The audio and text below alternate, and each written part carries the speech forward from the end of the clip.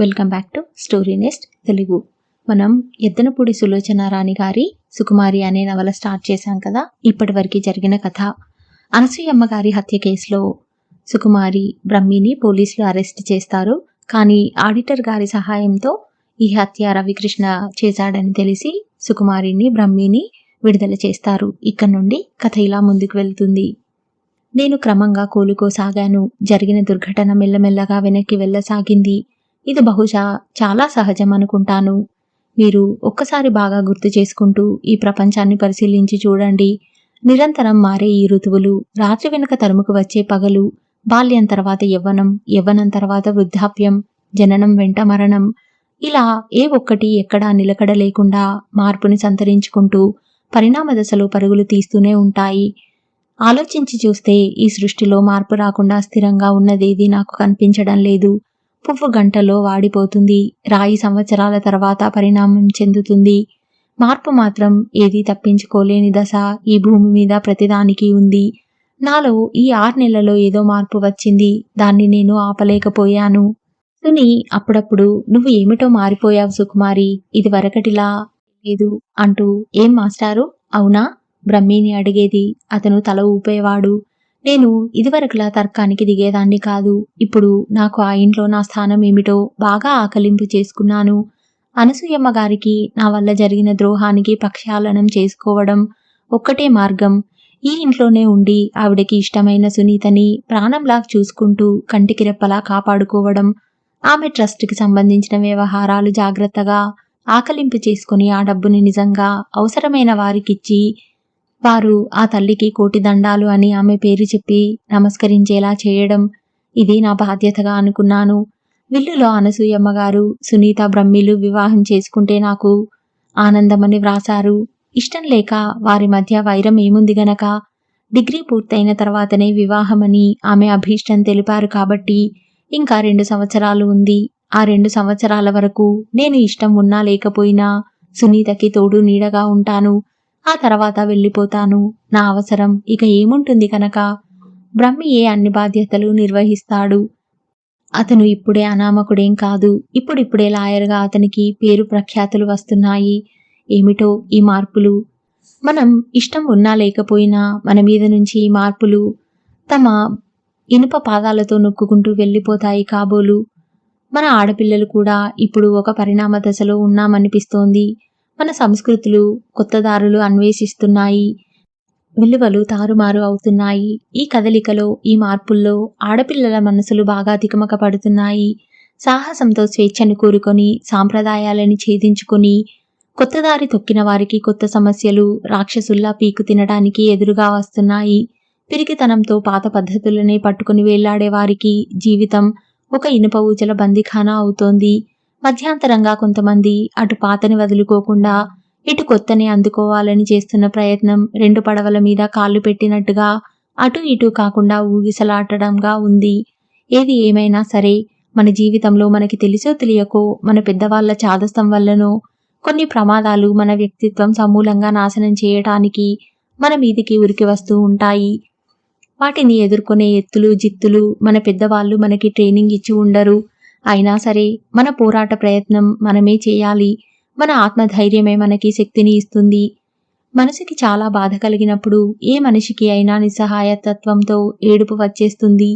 అది ఒక కన్నీటి వరద అయి మన వ్యక్తిత్వపు ఛాయలు కూడా మిగలనట్టుగా ముంచివేయడానికి చూస్తుంది. కానీ ఒక్క నిమిషం, ఒక్క అర నిమిషం మనం మనసుని కాస్త నిబ్బరం తెచ్చుకొని, అసలు నా ఈ కన్నీళ్ళకి కారణమేమిటి, నేను ఎందుకు ఏడుస్తున్నాను, నేను వీటిని ఎలా ఎదుర్కోవాలి అని ఆలోచించి శోధించడం మొదలు పెడితే ఆ కన్నీళ్లు మనకి కనిపించకుండా పారిపోతాయి. నేను మెల్లగా కూలుకోవటానికి, మామూలు మనిషిని అవటానికి నా ఈ ఆత్మ పరిశోధనే కారణమైంది.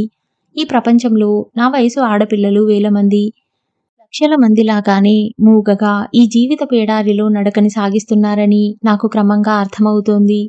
ఈ సమాజం మీద నాకు కోపంగా ఉంది. ఎవరైనా నిద్రపోతుంటే మనం జాగృతం చేసి లేపవచ్చు. కానీ నిద్రని నటించే వాళ్ళని లేపడం ఎవరి వల్ల కాదు కదా. ఆడపిల్ల అనగానే అందరికీ ఎంత చులకన. పెరిగి పెద్దవగానే పెళ్లి చేసేస్తే పని అయిపోతుందని తల్లిదండ్రుల తాపత్రయం. పెళ్లి అయిన తర్వాత ఇల్లు చూడటానికి పిల్లల్ని కనడానికి తప్ప ఎందుకు పనికి వస్తుంది ఈ ఘటం అన్నట్టు చులకన భావం. అలా చూసే వాళ్ల ముక్కు మీద ఈ ఆడపిల్ల పెడీమని ఒకటి కొట్టాలి. ఈ లోకంలో ప్రేమ పేరుతో పెళ్లి పేరుతో ఆడపిల్లకి నిలువు దోపిడీ జరుగుతుంది. ఆమె అభిమానం, ఆత్మానందం, తెలివితేటలు సర్వం కాజేయబడుతున్నాయి.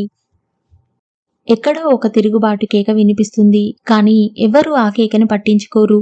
పట్టించుకునే ఆగి చూడాలని, ఆగి చూస్తే అడ్డుకోవాలని, అడ్డుకుంటే ఆలోచించాలని, దాని ప్రత్యామ్నాయాల్ని వెతకాలని, అది తమ నెత్తి మీద పెద్ద బరువు అవుతుందని ప్రతి ఒక్కరికి భయం. అందుకని ఎవరి జీవితం గురించి వారే ఆలోచించుకోవాలి. ఎవ్వరూ తోడుగా నిలవరు. అప్పుడప్పుడు ఇలాంటి ఆలోచనలతో నేను కిటికీ దగ్గర నిలబడిపోవటమో లేక ఆ ఫైల్ వ్రాస్తూ ఆగిపోవడమో చేస్తూ అలాగే కూర్చుండిపోతాను. ఒక్కొక్కసారి హఠాత్తుగా వెనక నుంచి సునీత వచ్చి కళ్ళు మూసేస్తుంది. నేను ఉలిక్కి పడితే ఏమిటి ఆ పరధ్యాస అంటూ కిలకిలా నవ్వుతుంది. సునీతని చూస్తే నాకు ఒక్కోసారి ఆశ్చర్యం వేస్తోంది. రవికృష్ణ ఉదంతం ఆమె సీరియస్గా అస్సలు తీసుకోలేదు.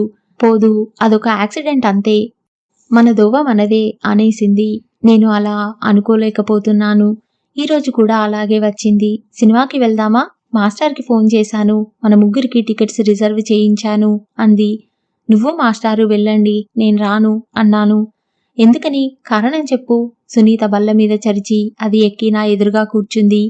ఫైల్స్ చూడాలి అన్నాను. డామ్ ఫైల్స్, ఇవి చించేస్తాను అంది. చించేస్తే నీకే నష్టం, అవన్నీ నీకు డబ్బు రావాల్సిన వాళ్ళ లెక్కలు అన్నాను. నిజంగానా అంది. అవును. ఎంత వస్తుందిట అంది.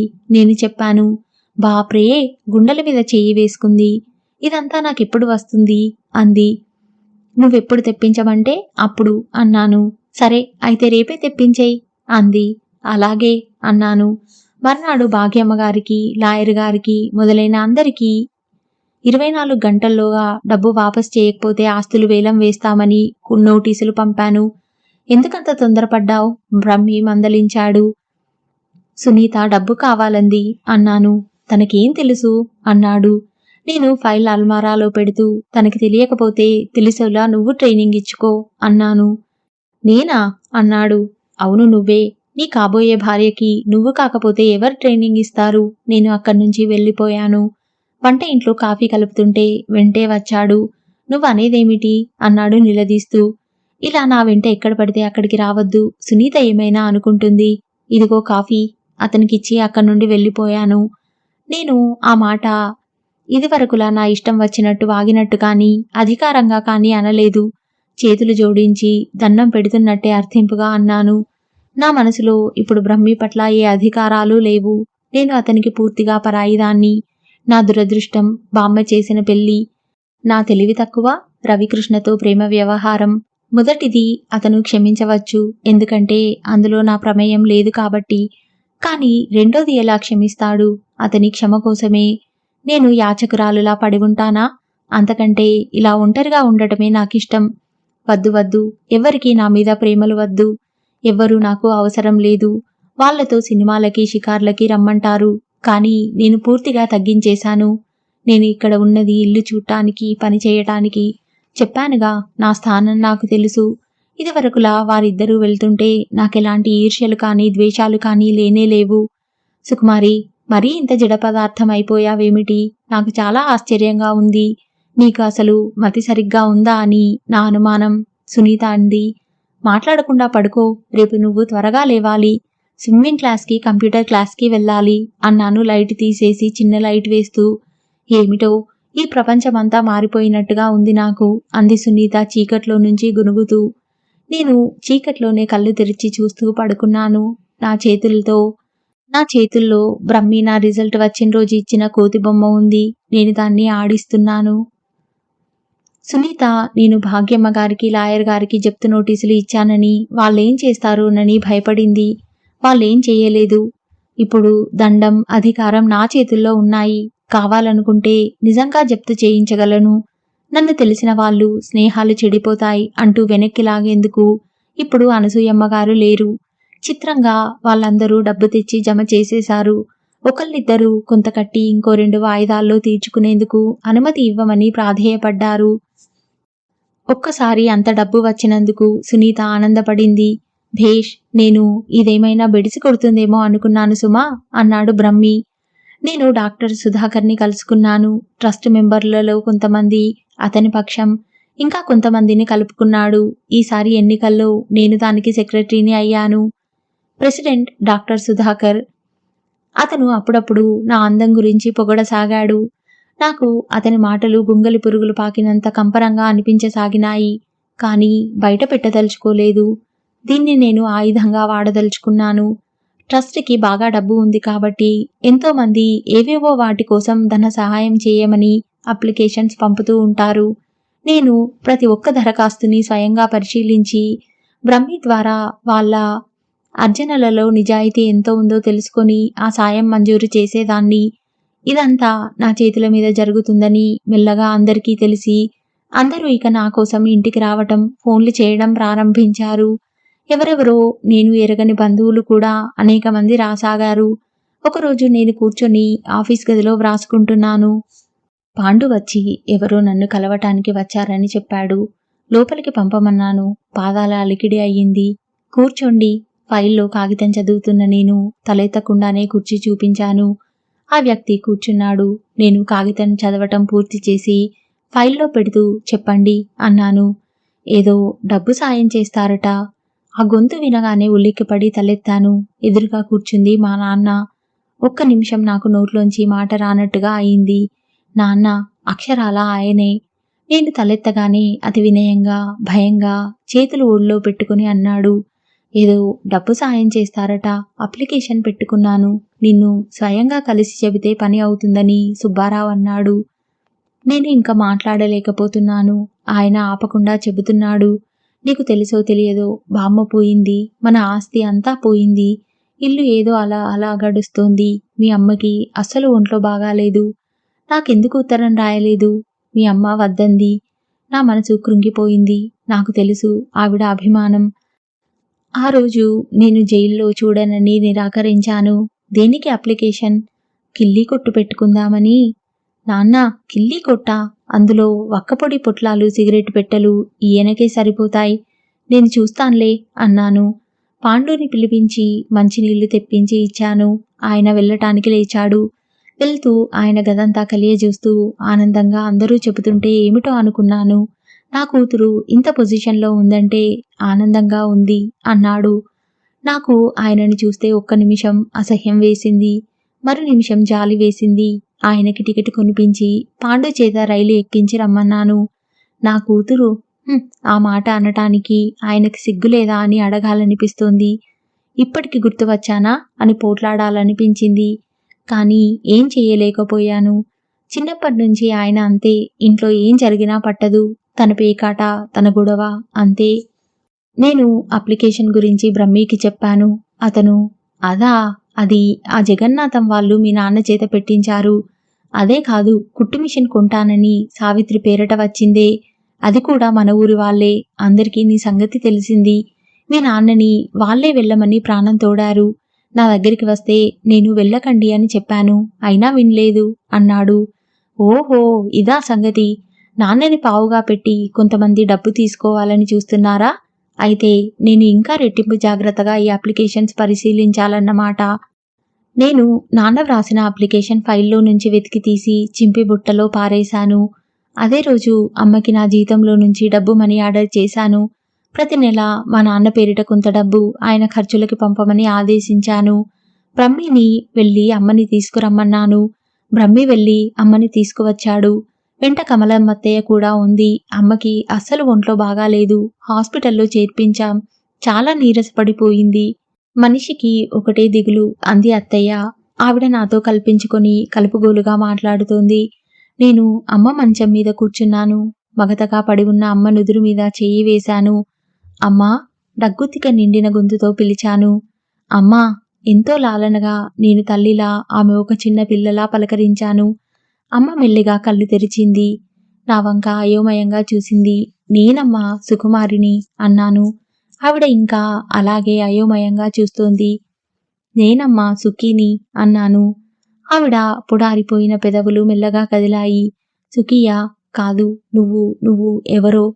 కాదమ్మా, సరిగ్గా చూడు అన్నాను. 2 చేతులు పట్టి నా గుండెలకి ఆనించుకొని ఆవిడ తల తిప్పుతూ అంది, సుఖీ ఇలా ఉండదు. నువ్వు ఎవరోలా ఉన్నావు. సుఖీ జడ వేసుకుంటుంది, ముడి వేసుకోదు. కళ్ళు మూతలు పడుతుండగా అంది. ఆ తర్వాత ఆవిడకి ఇక మళ్ళీ మెలకువ రాలేదు. ఆవిడ తల దగ్గర నేనున్నానని ఆవిడకి తెలియనే తెలియదు. ఆ రాత్రి అమ్మ పోయింది. నేను ఏడుస్తుంటే బ్రహ్మి దగ్గరికి వచ్చాడు. నన్ను భుజాలు పట్టుకుని తన వైపు బలవంతంగా తిప్పుకున్నాడు. నా గడ్డం పైకెత్తి ధైర్యం తెచ్చుకో అన్నాడు. నేను ఒక్కసారిగా అతని గుండెల మీద తలదాచుకుని ఏడ్చేశాను. అమ్మ కూడా పోవడంతో కమలమ్మత్తయ్య ఇక ఇక్కడే ఉండిపోయింది. బ్రహ్మికి సంపాదన బాగానే ఉంది. పెద్ద ఇల్లు తీసుకున్నాడు. అత్తయ్యకి ఇప్పటికీ నా ఇల్లు అని చూపించుకోగలిగే ఇల్లు, బ్రహ్మి తల్లి అని ఒక ప్రత్యేక అధికారం ఏర్పడినాయి. ఇంట్లోకి నౌకర్లు చేతి కిందకి వచ్చారు. ఇప్పటికైనా ఆవిడ కష్టాలు తీరినందుకు, హాయిగా ఉన్నందుకు నాకు ఆనందంగా అనిపించింది. కానీ నా పట్ల ఆమె ప్రవర్తనే నాకు సరిగా అర్థం కావటం లేదు. బ్రహ్మి ఎదురుగా ఉన్నప్పుడు ఎంతో ఆత్మీయంగా నా మంచి చెడుల కోసం తప్పిస్తున్నట్టుగా మాట్లాడుతుంది. అతను లేనప్పుడు ముక్తసరిగా ముభావంగా నేను అనేదాన్ని అక్కడ ఉన్నా పట్టనట్టుగా ప్రవర్తిస్తుంది.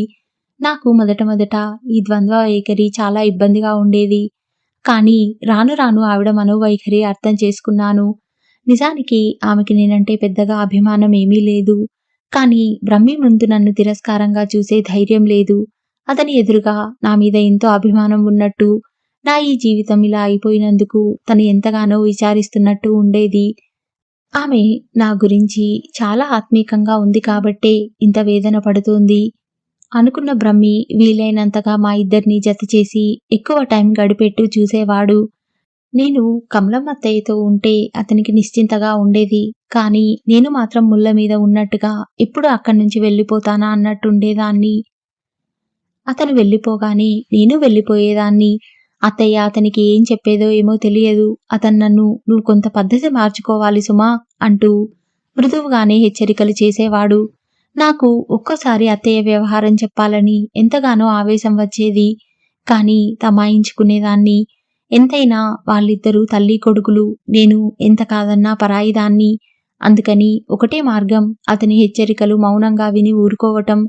ఆ రోజు నేను ట్రస్ట్ వ్యవహారాల మీద ఒక సలహా కోసం బ్రహ్మి ఇంటికి వెళ్ళాను. ఆ సమయానికి అతడు ఇంట్లో లేడు. నేను వచ్చేస్తుంటే అత్తయ్య పిలిచింది.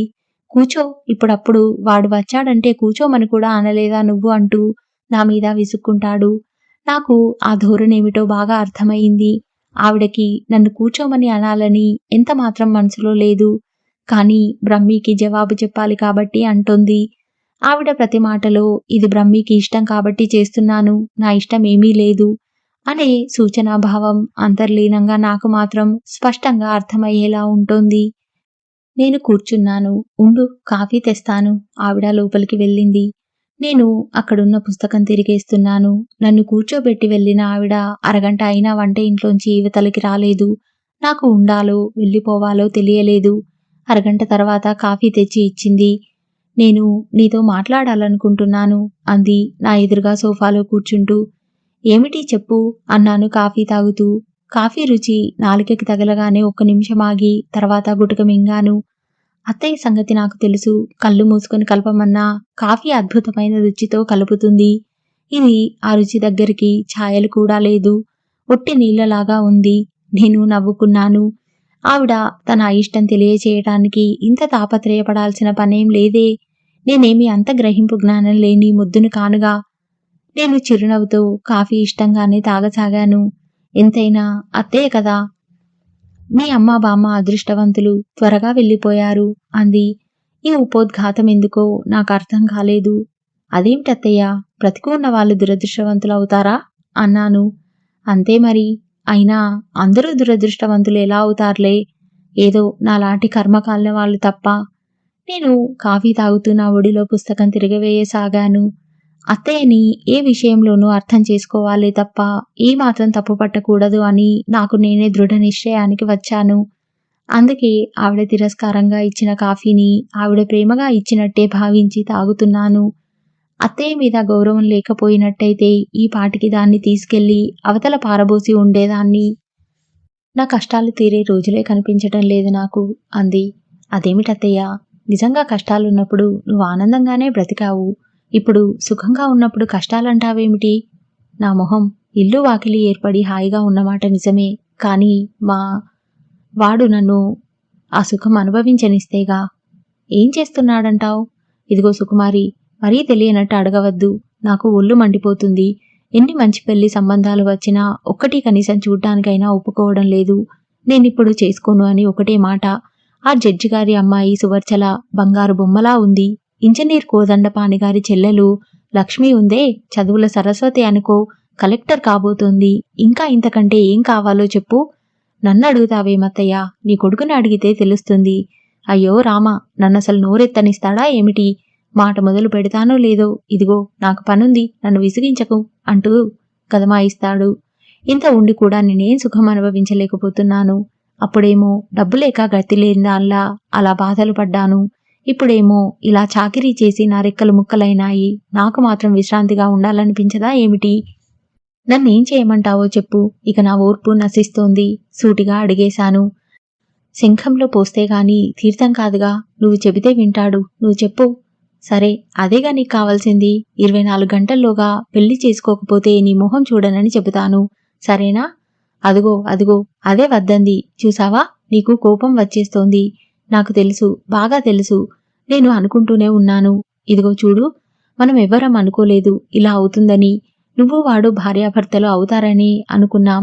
కానీ మీ ఇద్దరి రాతలు వేరుగా ఉన్నాయి. అసలు నీకు రాత వేరుగా ఉంది కాబట్టే మీ బామ్మకి ఆ బుద్ధి పుట్టిందేమో. నేను గుటక వేసి ఈ అవమానం మింగాను. అనని, ఎన్నెన్ని అనదలుచుకుందో అనని, ఆవిడ మనసు చల్లబడుతుంది పాపం అనుకున్నా. నీ జీవితం ఇలా తెల్లవారిందానికి మా బాధ్యత ఏం లేదుగా. అది వాడి తప్పు కాదుగా అంది. నేను ఆ మాట ఎప్పుడూ అనలేదే. నా గొంతు ఎందువల్లనో నేను అనుకున్నంత ధీమాగా రాలేదు. ఏమైంది నాకు? మనసు మళ్ళా పాతాళం వైపు పరుగు పెడుతోంది. చీకటి గుహ ఆశ్రయం వెతుక్కుంటోంది. నువ్వు అనవు తల్లి, నాకు తెలుసు. నువ్వు నోటితో ఏ మాట అనవు. అయినా సరే వాడు ఎప్పుడూ అన్నీ నీకు నచ్చినవే చేస్తూ ఉంటాడు. అది నీ వరస. నన్నేం చేయమంటావో చెప్పు. వాడికి నువ్వే లక్షణమైన పిల్లని చూసి పెళ్లి చేసుకోమని చెప్పు. చేసుకోనంటే మొహం చూడనని అను. అలాగే, అదేగా నీకు కావాల్సింది. అలాగే అంటాను. అవును, అసలు నేను విన్న ఈ మాట నిజమేనా? హఠాత్తుగా అడిగింది. ఏమిటి? అనసూయమ్మగారు విల్లులో సునీతని చేసుకోమని వ్రాసిందని. నిజమే, వ్రాసారు. సునీతని చేసుకుంటే నీ కొడుక్కి బోలెడంత ఆస్తి వస్తుంది. మరి ఇన్నాళ్ళు ఈ మాట నాకు చెప్పలేదే నువ్వు? మీ అబ్బాయి చెప్పాడనుకున్నా. వాడు ఇలాంటివి చెబుతాడా? అయితే ఈ మాట నిజమేనన్నమాట. అక్షరాలా నిజమే. మరి వాడు వెంటనే చేసుకోవచ్చుగా. అసలు సునీత కంటే అందం, ఆస్తిగల పిల్లలెవరున్నారు? డిగ్రీ పూర్తి అయితే కాని పెళ్లి మాట ఎత్తవద్దని రాసారావిడ. మళ్ళా అదొకటా? నిరాశగా అంది. అందుకే నీ కొడుకు ఇంకే పిల్లని చూడనంటున్నాడేమో. ఈ మాట ఆవిడ ముఖంలోకి ఆనందం తెచ్చింది. చూసావా, ఇప్పటికే బయట పెట్టావు. ఆ సంగతి నీకు తెలిసిందానివి మరి నాకెందుకు చెప్పలేదు? పెళ్లి ఈ లోపలే చేసుకుంటే ఏమవుతుంది అంది. అనసూయమ్మగారి ఆస్తిలో చిల్లి గవ్వ కూడా రాదు ఇద్దరికి. ఆవిడ చెంపన చెయ్యి పెట్టుకుంది. ఇదో గోలోకటి ఉందా? హతాశయురాలైనట్టుగా చూస్తూ, చదువు పూర్తి అవటానికి ఇంకా ఎన్ని రోజులుంది? 2 ఏళ్లు ఉంది. అయ్యో రామా, అంత గడువెందుకు పెట్టింది? ఆవిడ అంత త్వరగా పోతానని అనుకోలేదు పాపం. అనబోయి ఆగిపోయాను. ఆవిడ గురించి ఏ మాటైనా అంత గభాల్నా నేను అనలేను. సరే, ఇంకేం చేస్తాం మరి? చూడు, నేను ఈ మాటలు నీ దగ్గర ఎత్తానని వాడితో అనకు. నన్ను నసపెట్టి చంపేస్తాడు. ఇంట్లో భోజనం కూడా చేయడు అంటూ హెచ్చరించింది. ఉండు, సునీత నాకు కాబోయే కోడలు అనే చల్లటి మాట చెప్పావు. మంచి కాఫీ ఇస్తాను. ఇందాక పాలు సరిగ్గా ఉన్నట్టు లేవు. వద్దు, మళ్ళీ వస్తాలే. లేచాను. ఇంతలో ఫోన్ మోగింది. అత్తయ్య వెళ్లి తీసింది. వెంటనే చాలా ఆనందంగా, వినయంగా, భాగ్యమ్మగారా? అయ్యయ్యో, ఎంత మాట! మీరు గుర్తులేకపోవటమా? మీరు నిన్న మీ తోట నుండి పంపిన వంకాయలు ఈరోజు కూర వండుకొని తింటేను. వంకాయలు చాలా లేతగా బాగున్నాయండి. ఏం లేదు, ఎవరో వస్తేను మాట్లాడుతున్నాను. అత్తయ్య నా వైపు ఇబ్బందిగా చూసింది. నేను వచ్చేస్తుంటే అత్తయ్య గొంతు హుషారుగా మాట్లాడటం వినిపించింది. వెళ్తున్నాను అని చెప్పి బయటికి వచ్చేశాను. అత్తయ్యకి భాగ్యమ్మ గారికి ఇంత చనువు ఎప్పుడు ఏర్పడిందబ్బా? ఆవిడ తోటలో కాసిన వంకాయలు పంపిందా? నాకు అర్థమైంది. పిల్లికి బిచ్చం పెట్టాలంటే ఏడ్చి రాగాలు పెట్టే పీనాసి మనిషి భాగ్యమ్మగారు తోటలో వంకాయలు పంపిందంటే ఏదో పెద్ద ఎత్తుగడే ఉందన్నమాట. ఆ రాత్రి మంచం మీద పడుకుని బ్రహ్మి ఇచ్చిన కోతి బొమ్మని ఆడిస్తూ చాలాసేపు ఆలోచించాను.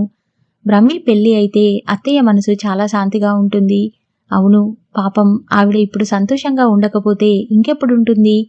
మర్నాడు బ్రహ్మి కాగితాల మీద సంతకాలు కావాలని వచ్చాడు. నేను పెట్టి ఇస్తూ కుర్చీలో వెనక్కి ఆనుకొని, నేను నీతో ఒక ముఖ్యమైన విషయం మాట్లాడాలి అన్నాను. అతను వెంటనే తలెత్తాడు. ఏమిటి చెప్పు? అతను కాస్త ముందుకు వంగాడు. నేను మాట్లాడబోయేదానికి అతడు చాలా ఏకాగ్రతతో వినటానికి సిద్ధమైనట్టుగా ఉంది అతని ధోరణి. నువ్వు త్వరగా పెళ్లి చేసుకో. ఎవర్ని? అడిగాడు. అతని కళ్ళు గంభీరంగానూ చిలిపిగానూ ఉన్నాయి. అతని కళ్ళలో అలాంటి భావం నేనింతవరకు ఎప్పుడూ చూడలేదు. సునీతని అనసూయమ్మగారు విల్లులో వ్రాసారుగా. అతను వెంటనే తలదించి కాగితాలు చూడసాగాడు. మాట్లాడవేమిటి అన్నాను. అతను మాట్లాడలేదు. నిన్నే రెట్టించాను. తనని కాదన్నట్టు మౌనంగా ఉండిపోయాడు. కాగితాలు తీసుకుని వెళ్ళిపోతున్నాడు. కనీసం ఎప్పట్లా వెళ్తున్నానని, మళ్ళీ కనిపిస్తాను అని అలాంటివేం అనలేదు. అడిగిన దానికి జవాబు చెప్పాలనే మర్యాద కూడా లేదా? లేకపోతే అడగడానికి నువ్వెవరానా అన్నాను వెనుక నుంచి. గుమ్మం వరకు వెళ్ళిన అతను గిరుక్కున వెనక్కి తిరిగాడు.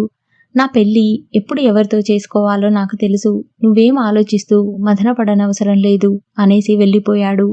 దఢాల్న అతడు వేసిన తలుపు ఇంకా అలాగే కిర్రున శబ్దం చేస్తూ ఊగుతోంది. నాకెందుకో అతని ధోరణి నా చెంప మీద కొట్టినట్టే అనిపించింది. వరండాలో సునీత గొంతు వినిపించింది. హలో బ్రహ్మి. హలో సునీత. పేరు పెట్టి పిలుద్దామని ఎంత ప్రాక్టీస్ చేస్తున్నా నాకు రావడం లేదు. మాస్టారు, మిమ్మల్ని మాస్టారు అని పిలుస్తుంటే నా ఫ్రెండ్స్ నవ్వుతున్నారు. ఇలా పిలుద్దామంటే నాలిక ఎదురు తిరుగుతోంది. గారాలు పోతూ చెప్పింది. ఎవరో ఏదో అన్నారని నిన్ను నువ్వెందుకు కష్టపెట్టుకుంటావు? చెప్పు, నీ మనసుకి నచ్చినట్టు నువ్వుండరాదా అన్నాడతను. ఇద్దరూ మాట్లాడుతున్న స్వరాలు క్రమంగా దూరమైనాయి. అతను సునీతతో మాట్లాడేటప్పుడు ఎంత లాలన, కానీ ఇదివరకులా నేను మండిపడ్డం లేదు.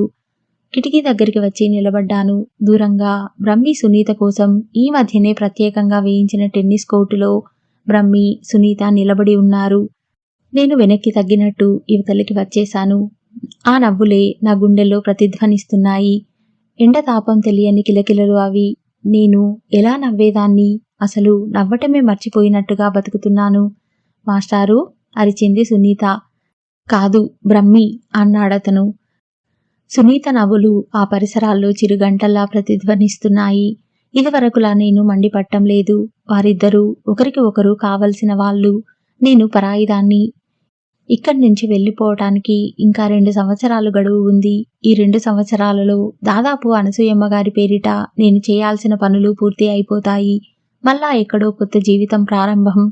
నిరంతరం మార్పు చెందటమే ఈ జీవన రాగం స్వభావం కాబోలు. ఎందుకు నాకు 200 సంవత్సరాలు ఈ భూమి మీద బతికినంత విసుగ్గా అనిపిస్తోంది జీవితం. నాది అనే జీవితం కోసం నేను ఎంతో ఆరాటపడ్డాను. అది నాకు లభించలేదు. నేను అడగనివి, కోరుకోనివి ఎన్నెన్నో దొరుకుతున్నాయి. ఇవన్నీ ఎవరికి కావాలట? మనసుకి ఆనంద దీపం ప్రసాదించని పనులు, శాంతి తీరం చేర్చలేని ప్రయాణాలు, ఈ జీవితం నాది అనిపించలేని అసందర్భపు మజిలీలు. అసలు చాలామందికి జీవితం ఇలాగే ఇష్టం ఉన్నా లేకపోయినా సైబీరియాలో ఖైదీ జీవితంలా సాగిపోతూ ఉంటుంది కాబోలు. ఆ మర్నాడు ఆదివారం. సెలవు రోజు కావడం వల్ల సునీత ఇంట్లోనే ఉంది. మధ్యాహ్నం వేళ నేను అకౌంట్స్ పుస్తకాలు మోసుకుంటూ సునీత గదిలోకి వచ్చి మంచం మీద పెట్టి నొప్పి పుట్టిన చేతులు చూస్తూ అబ్బా అన్నాను. సునీత మంచం మీద బోర్లా పడుకుని పుస్తకం చదువుకుంటోంది. ఇదిగో ఇది విను, అకౌంట్ పుస్తకం తెరుస్తూ అన్నాను. అబ్బా, ఇప్పుడు నన్ను బోరు కొట్టి చంపకు అంది విసుక్కుంటూ. బోరా? నీ డబ్బు గురించి నువ్వు తెలుసుకోవడం బోరా అన్నాను కోపంగా. సునీత మాట్లాడకుండా చదువుకుంటూనే ఉంది. ఈ ప్రపంచంలో డబ్బులు లేక ఎంతమంది చస్తున్నారో తెలుసా అన్నాను. తెలుసు, డబ్బున్న వాళ్ళు కూడా లెక్కలు వ్రాసుకోలేక చస్తున్నారు. ఇది విను, సుబ్బయ్య గారు జమ చేసింది 482 రూపాయల 20 పైసలు. సునీత వెంటనే చెవులు 2 చేతులతో గట్టిగా మూసుకుంది. వద్దు, నన్ను నరకం పెట్టకు. నాకు ఒళ్ళు మండిపోయింది. నేను సునీతకి అర్థమయ్యేటట్టు వివరంగా, రాత్రిళ్ళు కూడా మేలుకొని వివరంగా లెక్కలు వ్రాసి తెచ్చాను. తనేమో వినను అంటోంది. రేపు పెళ్లి అయితే చేసుకున్నవాడు మోసం చేస్తే ఏం చేస్తావు అన్నాను కోపంగా. మోసం చేయనీయను అంది గట్టిగా. ఏమిటా గ్యారంటీ నీకు? నేను ఆ ఇబ్బంది రాకుండా జాగ్రత్త పడతాను. ఎలాగమ్మా? కాస్త చెప్పు వింటాను.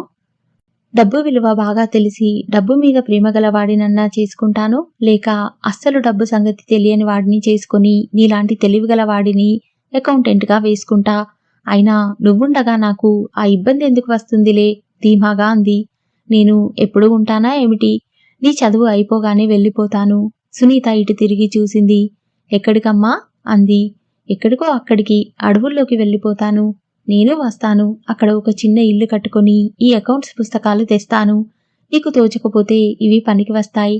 సునీత, ప్లీజ్ కాస్త సీరియస్గా మాట్లాడతావా అన్నాను.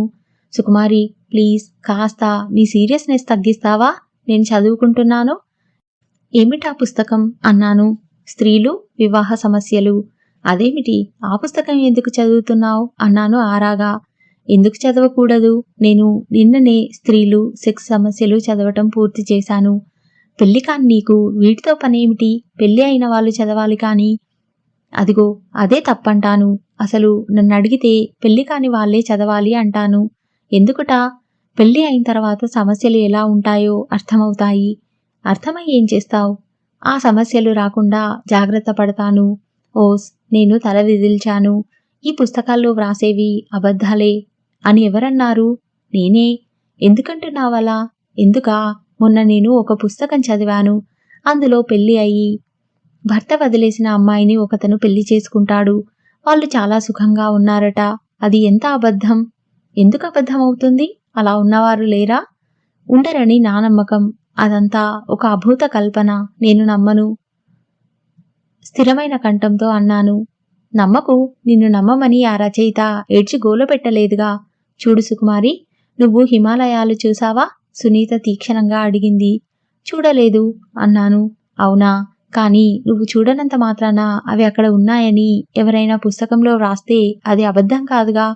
ఈ ప్రపంచంలో అన్ని రకాల మగవాళ్ళు ఉన్నారు. కొంతమంది స్త్రీని మోసం చేసేవారైతే కొంతమంది స్త్రీని ప్రేమించేవారై ఉండవచ్చు.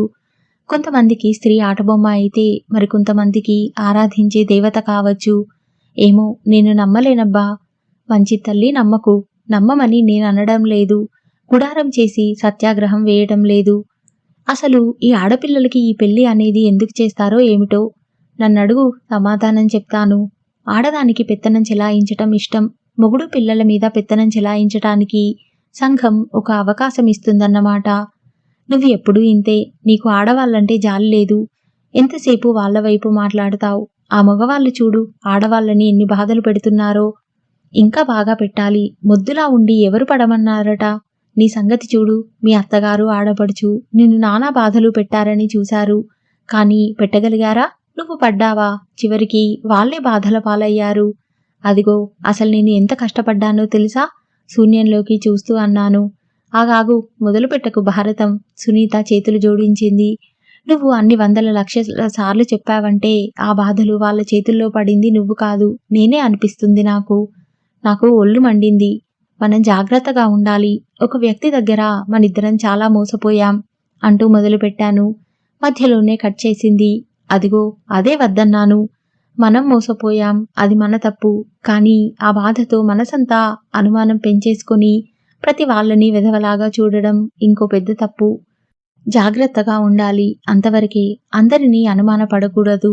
నన్ను అడిగితే ఆడపిల్లకి మగపిల్లవాడికి పెళ్లికి ముందే ఇలాంటి ఒక 2 మొట్టికాయలు తగిలితే జీవితాంతం ఇక జాగ్రత్తగా ఉంటారంటాను. పెళ్లిని గురించి ఆలోచిస్తున్నావా సునీత? అడిగాను.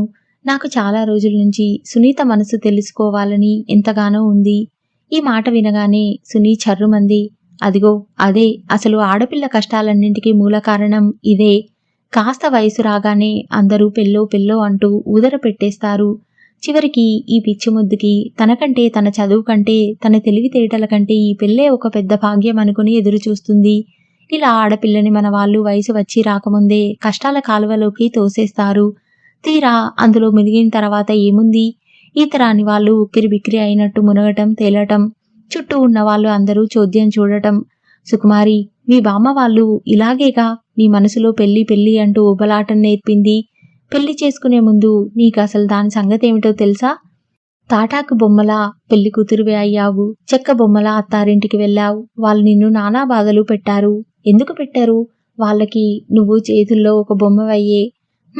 ఆ బ్రహ్మి మాస్టారు ప్రాణానికి తెగించి అడ్డం పడి పోలీస్ రిపోర్ట్ ఇవ్వబట్టి బ్రతికి బయటపడ్డావు. ఇలా చిలకలా కూర్చొని నాతో కబుర్లు చెబుతున్నావు. లేకపోతే ఈ పాటికి మీ అత్తారు నీకు 2 తద్దినాలు పెట్టేసి ఉండేవారు కదా. నేను అవునన్నట్టు తల ఊపాను. సార్లు నేను సునీత కంటే తెలివిగలదాన్ని అనుకుంటాను. కానీ ఒక్కోసారి సునీతకి తెలిసిన దాంట్లో నాకు 1000వ వంతు కూడా అర్థం కాదనిపిస్తుంది. ఇంత ఎలా తెలుసు నీకు అంటే పుస్తకాలు చూపిస్తూ పుస్తకాలు ప్రతి వాళ్ళకి పాఠం నేర్పే గురువులు ఇవి అంటుంది. అలాంటప్పుడు చదువుని ఇంత నిర్లక్ష్యం చేసినందుకు నా మీద నాకే కోపం వస్తుంది. సునీత మళ్ళా పుస్తక పఠనంలో పడిపోయింది. నేను అకౌంట్స్ వ్రాస్తున్నాను. నా గుండెల్లో ఏదో తెలియని అశాంతి. నాకు వీళ్లకున్నంత తెలివితేటలు లేనందుకు చాలా బాధగా ఉంది. జీవితంలో ఎంతో విలువైన, ఎంతో ముఖ్యంగా జరగాల్సిన సంఘటన నా ప్రమేయం లేకుండా బామ్మకి ఒక వేడుకలా జరిగిపోయింది. నా గుండెల్లో ఏదో అత్యంత విలువైనది చేజార్చుకున్నాననే గ్రహింపు కలిగిన అశాంతి. పెళ్లి అయిపోయింది నాకు. ఇప్పుడు తెలుస్తోంది దాని విలువ, అర్థం.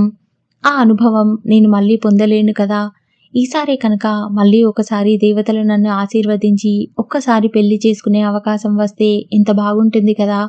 నాకు తెలుసు నా ఈ ఆలోచన నా చుట్టూరా ఉన్న ఇంతమంది ఆడపిల్లల గుండెలో ప్రతిధ్వనవు కదా. మన సంఘంలోనే ఒక అసంభవాన్ని సంభవం కావాలని ఆశిస్తున్నాను నేను. మాకు ఎంతో మంది ఎన్నో రకాలుగా సహాయం చేయమని రకరకాల అప్లికేషన్స్ పెట్టుకుంటారు. సంవత్సరం మొత్తం మీద మేమెంత ఖర్చు చేయగలమో మా దగ్గర డబ్బు చూసి ఆ మేరకే మేము అప్లికేషన్స్ సెలెక్ట్ చేస్తాం. 100,000 వేలుగా వచ్చే ఆ అప్లికేషన్స్ని చదువుతుంటే నాకు చాలా ఆశ్చర్యంగా ఉండేది. ప్రపంచంలో ఇన్ని రకాల బాధల చేత మనుషులు పీడింపబడుతున్నారా? ఎన్ని గుండెల ఆవేదనలు ఇవి. ఈ మహాసముద్రంలో ఒక్క బొట్టులో 1000వ వంతు కూడా మేం సాయం చెయ్యలేం కదా. మాకున్న నిధులు వాటితో పోల్చి చూస్తే చాలా స్వల్పం. నేను వాటిని శ్రద్ధగా చదివి ఒకవేళ వారు కోరే సాయం మా వల్ల కాకపోయినా మిగతా అడ్రస్లు ఇస్తూ వారిని సంప్రదించమని వ్రాసేదాన్ని. ఒక్కొక్కసారి అలా నేను వ్రాసిన అడ్రస్కి వెళ్లి సాయం పొంది జీవితంలో కుదుట పడిన వారు నాకు ఉత్తరాల ద్వారానో, గ్రీటింగ్స్ పంపిస్తూనో, చిరు కానుకలు అందజేయాలని తప్పిస్తూనో, ఫోటో పంపమని అర్థిస్తూనో కృతజ్ఞతలు తెలియజేసుకోవడానికి ప్రయత్నించేవారు. కానుకలు, ఫోటోలు ఎట్టి పరిస్థితుల్లోనూ జరగకూడని పనులవి. అవి పూర్తిగా నిషిద్ధమని తెలియజేసేదాన్ని. మీకు అంతగా కృతజ్ఞతాభావం ఉంటే మీరు ఆపదలో ఉన్న ఇంకొకరికి మీ చేతనైన సాయం చేయండి. అదే కృతజ్ఞత తెలియజేయటం అనేదాన్ని. సునీత ఈ గ్రీటింగ్ కార్డ్స్, ఉత్తరాలు చూస్తూ బాప్రే నువ్వు చాలా పాపులర్ అయ్యావు సుమా అనేది. భాగ్యమ్మ గారు లాంటి వాళ్ళు ఇష్టం లేకపోయినా మీటింగ్స్లో తప్పనిసరిగా నా కార్యక్రమాల ఫలితాలని ప్రశంసిస్తూ సుకుమారి చాలా తెలివిగలది, సమర్థురాలు అనేవారు. చూడరా చివరికి నీ శత్రువులు కూడా తెల్ల జెండా ఎత్తేసి నిన్ను మెచ్చుకుంటున్నారు అనేది సునీత. నేను మనసులో అనుకునేదాన్ని, వద్దు నాకు ఈ కితాబులు అవసరం లేదు, ఈ కీర్తి కిరీటాలు అక్కర్లేదు. నాకు నాది అని అంటూ ఒక జీవితం కావాలి. అది మామూలు జీవితం కాదు. నాకు ప్రేమపూరితమైన ఒక సంపూర్ణమైన జీవితం కావాలి. ఇది నేను పొందలేని నాడు నా జీవితం బయట వెలుగు ఇంట్లో చీకటి సామెత అవుతుంది. నా చుట్టూ ఉన్న చాలా మంది మనుషుల్ని స్త్రీ పురుష వివక్షత లేకుండా చూస్తున్నాను. వారి వ్యక్తిగత విషయాలు అత్యంత దయనీయంగా ఉన్నాయి. వారి వేదనలు ఈ ప్రపంచంలో సప్త సముద్రాలు కూడా ఆర్పలేవేమో. వారి కళ్ళలో నీళ్లు తుడవాలంటే ఆ కరుణామయుడు అయిన భగవంతుడి 1000 చేతులు కూడా చాలవేమో. నేను పరీక్షలకి చదవలేను, కానీ నా చుట్టూరా ఉన్న 100,000 ముఖాల్ని అత్యంత సులభంగా చదవగలను. ఇది నాకు క్రమంగా అభ్యాసంతో అలవడిన విద్యగా మారింది. బాధామయుల, అన్నార్తుల, వ్యధాపీడితుల అనేక జీవితాలని తరిచి చూడటం, వారి బాధల్లో నేను ఒక భాగంగా అంతర్లీనంగా కలిసిపోవటంతో నాకు నా వయసుకి మించిన పరిజ్ఞానం, ఆలోచన వివక్షత, విషయ నిర్ణయం అలవాటైపోయినాయి. నేను ఒక అప్లికేషన్ స్వీకరిస్తే అది తిరుగులేని నిర్ణయంగా అవుతోంది. క్రమంగా అనసూయమ్మ గారి పేరు ఇంకా పాపులర్ అవుతోంది. సాయం పొందిన వారు ఆవిడ పేరెత్తి చేతులెత్తి దండం పెడుతున్నారు. నేను కోరుకునేది కూడా అదే. నా దగ్గరికి వచ్చిన అప్లికేషన్లు పరిశీలిస్తుంటే ఒకటి నా దృష్టికి వచ్చింది. అది ఆదినారాయణరావు అనే ఆయన వ్రాసుకున్న విన్నపం. ఆయనకి ఒకే ఒక కూతురట.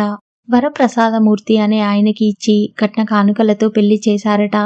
కానీ వారి అమ్మాయి పెళ్లి అయిన సంవత్సరం నిండకుండానే చచ్చిపోయిందట. ఆత్మహత్య అని వాళ్ళంటున్నారు, కానీ హత్య చేశారని తన అనుమానం అని వ్రాసారు. వారి డబ్బు అంతా పోయిందట. తమకి దయ కలిగితే ఇది ఎంక్వైరీ చేయించండి. ఇలా తమకి విన్నపం చేసుకోవటంలో నా తపన.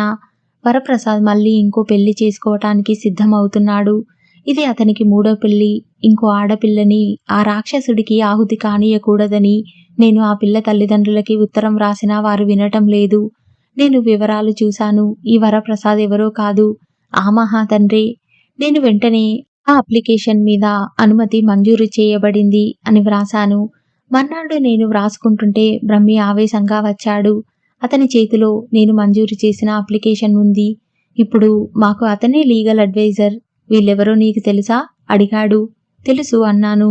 తీగలాగితే డ్రుంకంతా కదులుతుంది. ఇది ప్రారంభం చేస్తే నీ విషయమంతా బయటికి వస్తుంది తెలుసా? తెలుసు. ఇప్పుడిప్పుడే నీ పేరు మీద కాస్త అపనిందలు తగ్గి మంచి పేరు వస్తోంది. అది కాస్త పాడు చేయటం నా వల్ల కాదు. నా చేతులతో నేను ఆ పని చేయలేను. నువ్వు ఇంకెవరినైనా లాయర్ని చూసుకో. టేబుల్ మీద నా ఎదురుగా అప్లికేషన్ పడేశాడు. మంచిది అన్నాను నేను నిర్లిప్తంగా. నువ్వు నిప్పుతో ఆటలాడుతున్నానంటున్నావు. నీ ధైర్యం ఏమిటో నాకు అర్థం కావటం లేదు అన్నాడు ఆగ్రహంగా. అప్లికేషన్ తీసి ఫైల్లో భద్రపరుస్తూ శాంతంగా అన్నాను. నా ధైర్యం ఒక్కటే, సత్యంతో అసత్యాన్ని ఎదుర్కోవటం. పేరు ప్రతిష్టలు అంటే పడి చావకపోవటం.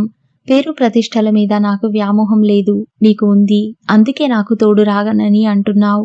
ఓకే, ఎవరిష్టం వారిది, ఎవరి తోవలు వాళ్ళవి. నోటికి వచ్చినట్టు మాట్లాడటం నీకు అలవాటైపోయింది. అందరితోనూ అంత మంచిగా దేవతలా ఉంటావు. నా దగ్గర ఎందుకిలా ఉంటావు? అందరూ నా దగ్గర ఓదార్పు పొంది సేద తీరి వెళ్తారు. నేను నీ దగ్గర ఓదార్పు పొందాలని అనుకుంటాను కాబట్టి నువ్వు నాకు తోడుగా ఉన్నావని అనుకున్నాను. ఈరోజు తెలిసిపోయింది. ఓకే, ఏం పర్వాలేదు. నేను నీకోసమే ఈ మంచి పనులు చేయటం లేదుగా. నువ్వు కాదనగానే మానివేయటానికి. నేను చెప్పింది నీకు అర్థం కాలేదు అన్నాడతను మరింత ఆగ్రహంగా. బాగా అర్థమైంది. లాయర్ వృత్తిలో నీకు కొత్తగా వచ్చిన పేరు ప్రతిష్టలు నిన్ను వెనక్కి లాగుతున్నాయి. ఈ కేసు ఏదైనా చేపడితే నీ మీద ఏదైనా బురద పడుతుందేమో. సంఘం కొత్తగా నీకు బహుమతి ఇచ్చిన మర్యాదస్తుడు అనే డ్రెస్ మీద అది ఎక్కడ పాడైపోతుందేమోనని అనుకుంటున్నావు. వద్దు, దాన్ని పదిలంగా కాపాడుకో. అతనితో మాట్లాడుతూనే నేను రిసీవర్ తీసి నంబర్ డయల్ చేశాను. హలో, లాయర్ సుబ్రహ్మణ్యం గారా అన్నాను. అవునమ్మా సుకుమారి, ఏమిటి విశేషం? ఈరోజు నా అదృష్టం, నాకు ఫోన్ చేశావు అన్నారాయన. సాయంత్రం మీ దగ్గరికి వస్తాను. ఎన్నింటికి రమ్మంటారు? కేసు ఒకటి ఉంది, మీరు టేకప్ చేయాలి. నేను వచ్చి. ఇంతలో బ్రహ్మి ఆవేశంగా నా చేతిలో రిసీవర్ లాక్కొని వేళ్లతో నొక్కి ఫోన్ డిస్కనెక్ట్ చేసేశాడు. ఏమిటి అమర్యాద? అవతల పెద్ద మనిషితో మాట్లాడుతుంటే అన్నాను చిరుకోపంగా. నాకు పిచ్చెక్కింది. తమాషా చూడటం నీకు బాగా అలవాటు. ఇంతలో ఫోన్ మోగింది. నేను తీయబోతుంటే బ్రహ్మి తనే తీశాడు. సుబ్రహ్మణ్యం గారా, నేను బ్రహ్మిని. అవసరం లేదు, నేను చూస్తున్నానులేండి ఆ కేసు అని పెట్టేశాడు. ఏమిటి జబర్దస్తి? నీకు కావలసిన విధంగా నేను చేసేట్టు చేయటం, అలా రెచ్చగొట్టడం నీకు అలవాటేగా. ఎప్పుడు నువ్వు నా మాట విన్నావు కనుక. అతను ఆ కాగితాలు తీసుకున్నాడు. ఏమిటి, ఎన్నడూ లేంది మాస్టారి అరుపులు వినిపిస్తున్నాయి? సునీత గభాల్న తలుపు తోసుకొని వచ్చి చూస్తూ అంది. చదువుకుంటోంది కాబోలు. చేతిలో క్లాస్ పుస్తకం ఉంది. మాస్టారు, సుకుమారి ఏమైనా పోట్లాడుతోందా మీ మీద? నా సాయం ఏమైనా కావాలా? అంది కళ్ళజోడు సరిచేసుకుంటూ. వద్దు, ఆవిడ బారి నుంచి నన్ను ఆ బ్రహ్మదేవుడు కూడా రక్షించలేడు. అదేమిటి? రాత రాసేశాడుగా నా ముఖాన. ఏమిటి మాస్టారు అంత కోపంగా ఉన్నారు? నన్నడిగింది. ఇది మా స్వవిషయం, నువ్వు మధ్యలో రావద్దు అన్నాను. ఇది వినగానే సునీత కనుబొమ్మలెగరేసింది. మాస్టారు, మీ స్టేట్మెంట్ కూడా అదేనా? బ్రహ్మి లేచాడు. సునీత వైపు వెళ్తూ ఎంతో లాలనగా, ఏమీ లేదు, ఏదో మామూలు గొడవే, నువ్వు వెళ్ళి చదువుకో. నీకు పరీక్షలు దగ్గరికి వచ్చాయి. సారీ నిన్ను డిస్టర్బ్ చేసినందుకు అన్నాడు బయటికి పంపిస్తూ. Thank you. పెద్ద మనిషి తరహా అంటే అది. అలా మర్యాదగా నచ్చ చెప్పాలి. సునీత వెళ్తూ తల తిప్పి నా వైపు చూసి, కొంతమంది ఉంటారు, వాళ్ళకి జన్మలో పెద్ద మనిషి తరహా రాదు అనేసి వెళ్ళిపోయింది. బ్రహ్మి తిరిగి వచ్చాడు. సునీత మీద అంత ప్రేమ ఉన్నవాడివి వెంటనే ఎందుకు పెళ్లి చేసుకోవు అని నిలదీశాను. మాటిమాటికి నా పెళ్లి గురించి ఆరాట పడుతున్నట్టు మాట్లాడకపోతే నీ పెళ్లి గురించి నువ్వు ఆలోచిస్తే బాగుంటుందేమో. అతను ఇంతవరకు ఎప్పుడూ ఇంత నిర్మోహమాటంగా అనలేదు. బహుశా సునీతని అన్నానని కసి కాబోలు. నేను కోపం ఆపుకోలేక అక్కడ టేబుల్ మీద చేతికి అందిన పేపర్ వెయిట్ అతని మీదికి విసరడానికి తీయబోతున్నాను. వ్రాస్తున్న అతను తలెత్తకుండానే ఎడమ చెయ్యి చాపి నా చెయ్యి గట్టిగా పట్టుకుని ఆపేసి ఆ టేబుల్ వెయిట్ పక్కకి పెట్టేశాడు. నా చెయ్యి అటు కదలబోతుంటే దాన్ని గుప్పట్లో బిగించి కదలకుండా చేశాడు. వదులు అన్నాను బిగ్గరగా. నా కోపం అతని మీద ఏం పనిచేయలేదు. నా చెయ్యి అతను వదల్లేదు. నేను లేచి టేబుల్ చుట్టూ తిరిగి వచ్చి అతను దూరంగా తోసిన టేబుల్ వెయిట్ తీసుకోబోతుంటే దాన్ని అందుకోనీయకుండా నన్ను యువతలికి లాగాడు. నేను వచ్చి అతని మీద పడ్డాను. నన్ను నేను నిలుపుకోవటంలో చెయ్యి అతని తల మీద ఆనింది. వెంటనే నా చేతికి అతని క్రాఫ్ దొరికింది. గట్టిగా పట్టుకున్నాను. నేనంటే నీక్కూడా చులకనగా ఉంది కదూ? నా పెళ్లి గురించి నువ్వు జోక్ చేస్తున్నావా?